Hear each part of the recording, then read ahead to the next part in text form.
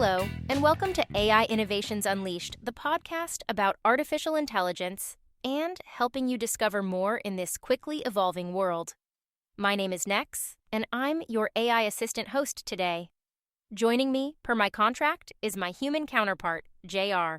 Today's joke is a doozy. Why did the AI cross the road to optimize the other side?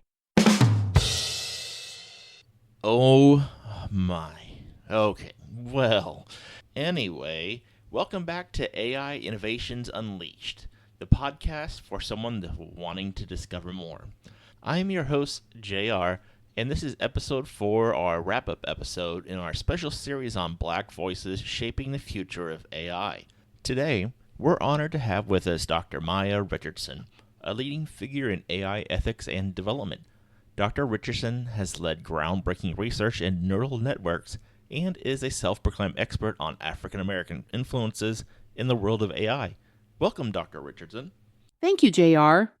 I'm excited to break down these complex topics in ways that everyone can understand and appreciate. And that's exactly why we wanted you here for a wrap-up episode. Before we dive in, though, could you give our listeners a quick primer on what we mean when we talk about AI? Of course. I always tell my students to think of AI as a really smart student who learns from examples. When we say artificial intelligence, we're talking about computer systems that can learn from data and experiences, kind of like how humans learn, but with some important differences. That's a great way to put it. And what about machine learning? We hear that term quite a lot. Think of machine learning as the way that student studies. Instead of being explicitly programmed with every single rule, the system learns patterns from data. For example, if you show it thousands of photos of cats, it learns to recognize what makes a cat, just like how a child learns to recognize animals. Now, in our previous episodes, we've talked about various AI applications. You're currently working on some fascinating projects in healthcare and education. Can you tell us about those? Absolutely. One project I'm particularly excited about is what we call Community Health AI. We're developing AI systems that can identify health disparities in underserved communities by analyzing patterns in medical records, environmental data, and social factors. But, and this is crucial, we're doing it with direct community input. Could you break down how that works?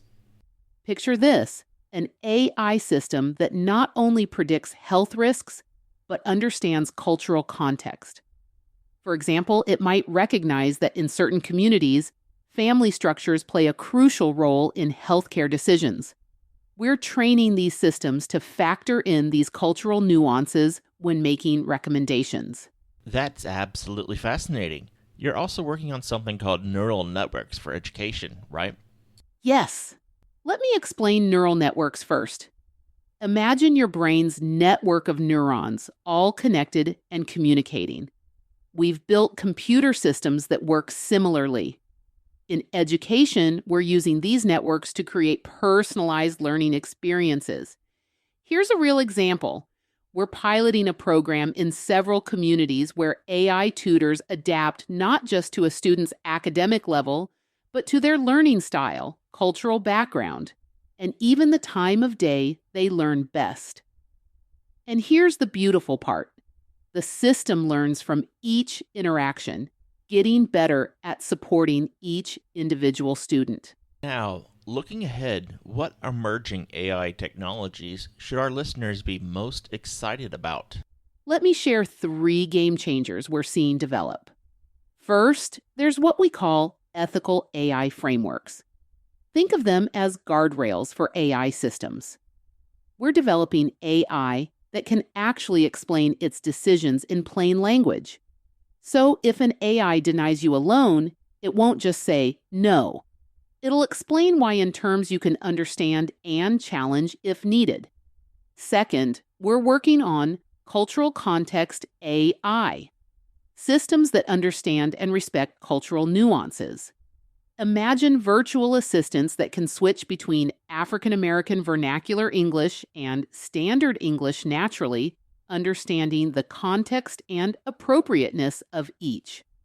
Third, and this is really exciting, community-powered AI. We're creating platforms where communities can build their own AI tools. For example, there's a group in Atlanta developing an AI system that preserves and shares oral histories, recording and cataloging stories from elders in ways that maintain their cultural significance. These all sound amazing, but we need to address some serious challenges. In our previous episodes, we touched on AI bias, but let's dig a little deeper. There have been some troubling incidents involving AI in the Black community.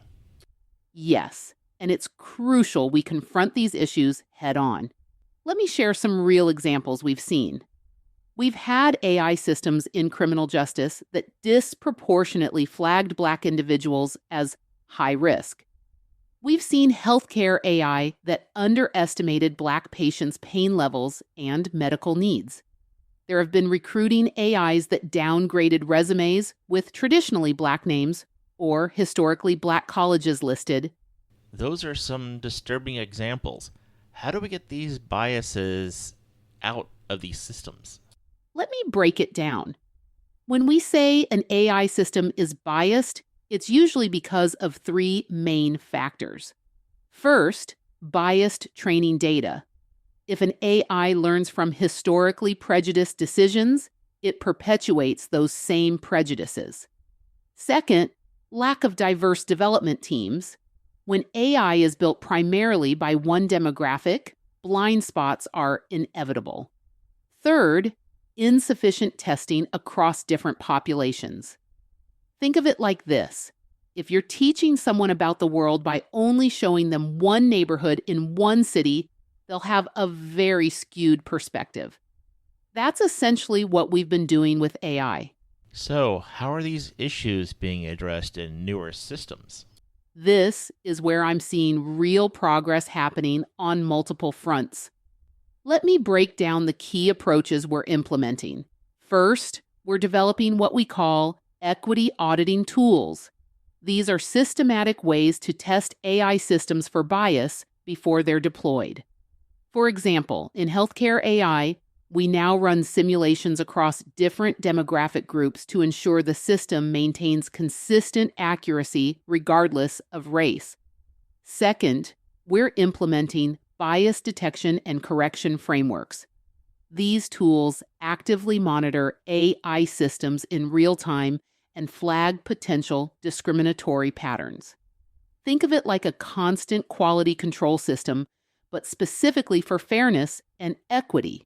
Third, and this is crucial, we're changing how these systems are developed from the ground up. In facial recognition, for instance, we're not just collecting more diverse data. We're fundamentally changing how these systems learn. We're teaching AI to recognize that human features exist on a spectrum rather than in rigid categories.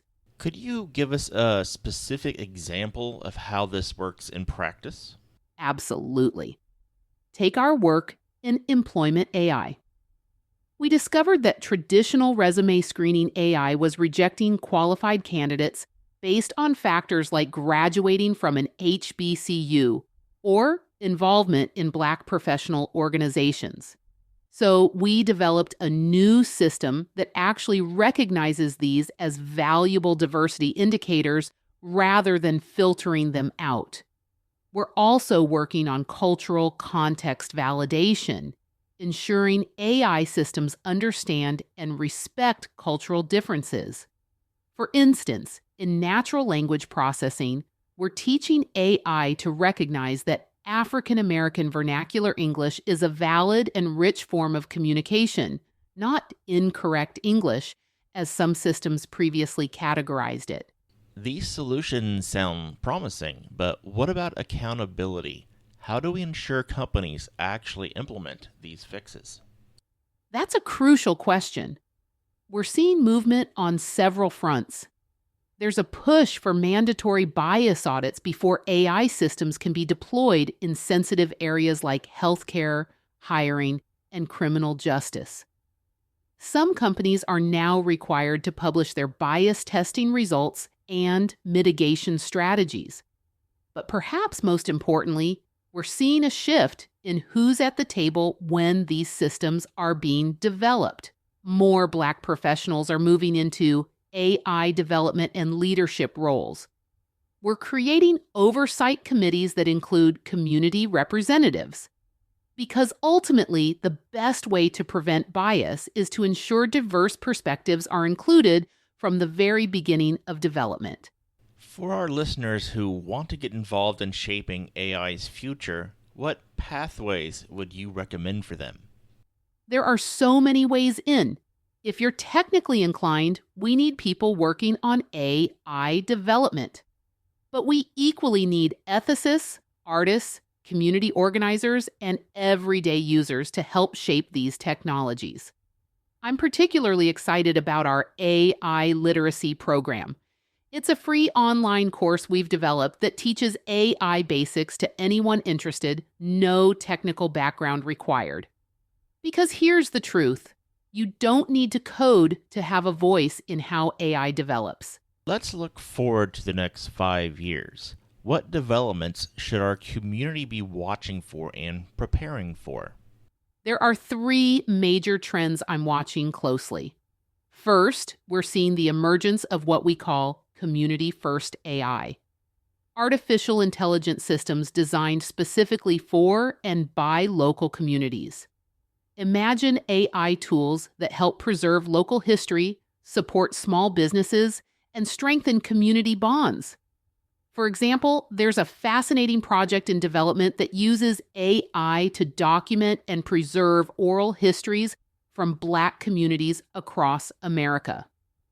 The system not only records and transcribes stories, but understands cultural context, historical references, and even emotional significance. It's like having a digital griot for the modern age. Fascinating. What is the second trend? The second is what we're calling economic empowerment AI. We're developing systems that can help close the racial wealth gap by providing personalized financial advice, identifying discriminatory lending patterns, and even helping entrepreneurs optimize their businesses. One project I'm particularly excited about is an AI system that helps Black-owned businesses identify and secure contract opportunities. It analyzes patterns in successful bids, helps with proposal writing, and even predicts upcoming opportunities before they're publicly announced. And the third? The third is educational equity AI. We're seeing the development of AI tutoring systems that adapt not just to academic needs, but to cultural context and learning styles. These systems can switch between teaching styles, use culturally relevant examples, and even incorporate elements of oral tradition into their teaching methods. This all sounds very promising, but what about accessibility? How do we ensure these technologies reach the communities that need them the most? That's where our Digital Bridge initiatives come in.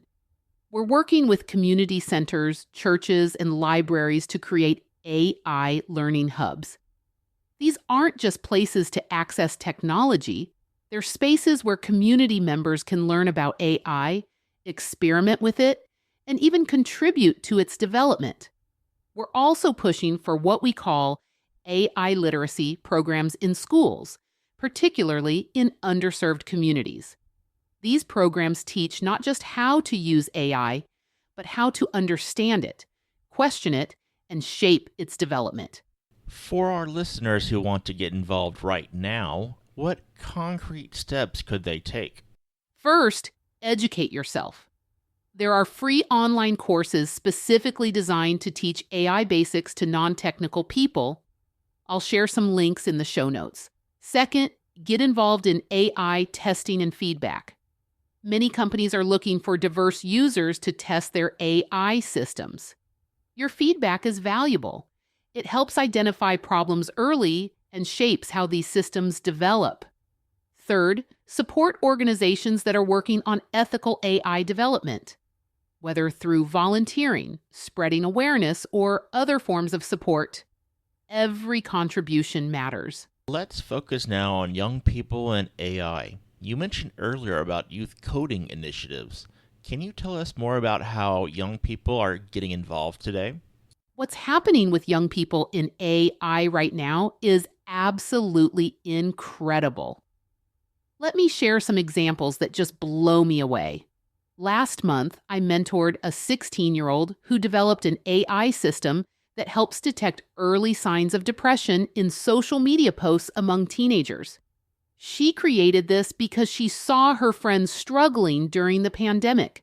Wow, that's impressive. What other kinds of projects are young people working on? There's such variety. I'm seeing high school students developing AI chatbots that teach African American history using storytelling techniques from our oral traditions.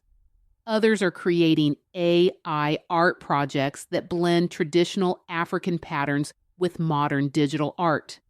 One group of teenagers in Chicago developed an AI system that helps identify food deserts in urban areas and suggests locations for community gardens. For our young listeners interested in getting involved, what path would you recommend for them? There are so many ways in. Let me break it down by age groups and interests. For middle school students, there are amazing introductory programs like AI Explorers, where kids learn through hands-on projects. They might start by teaching an AI to play simple games or create basic chatbots. It's all about making AI fun and accessible. High school students can dive deeper. There are now AI-focused summer camps, online courses specifically designed for teens, and even AI clubs in many schools.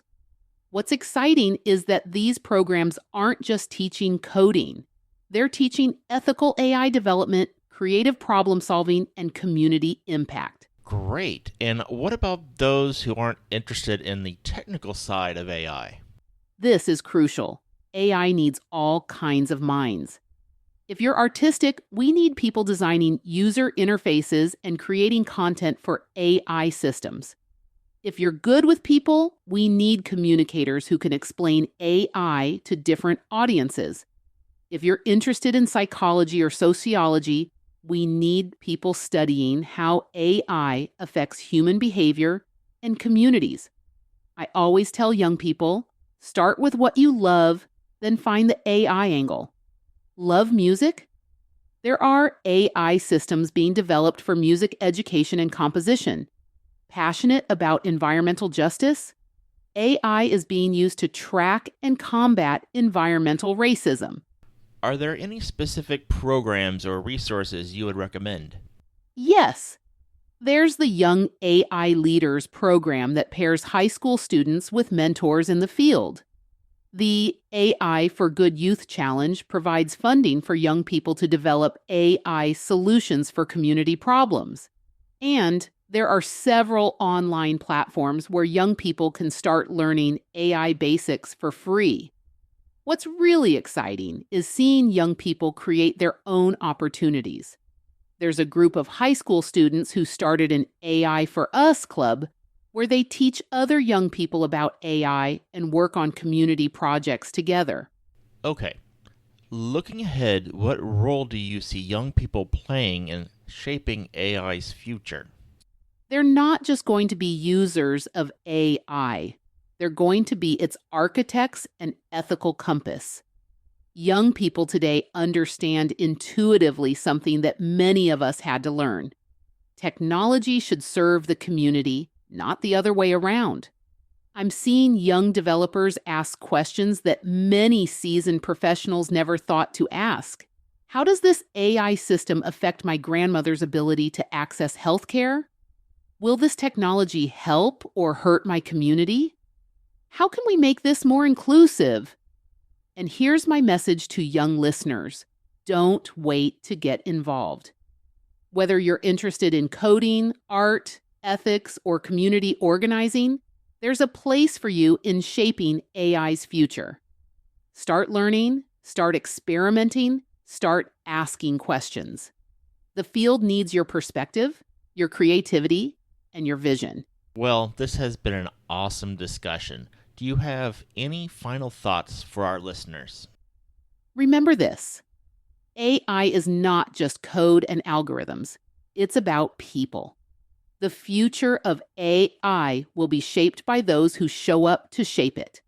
So whether you're a student, a parent, a community leader, or just someone interested in technology, your perspective matters. And let me leave you with this thought. We're not just users of AI anymore. We're its architects. The questions we ask, the problems we choose to solve, and the values we embed in these systems will shape society for generations to come.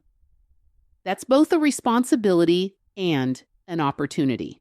That is a perfect note for us to end on. This has been AI, a legacy of innovation on AI Innovations Unleashed. I'm JR, and we've been speaking with the brilliant Dr. Maya Richardson. Thank you for helping us understand not just where AI is, but where it's going.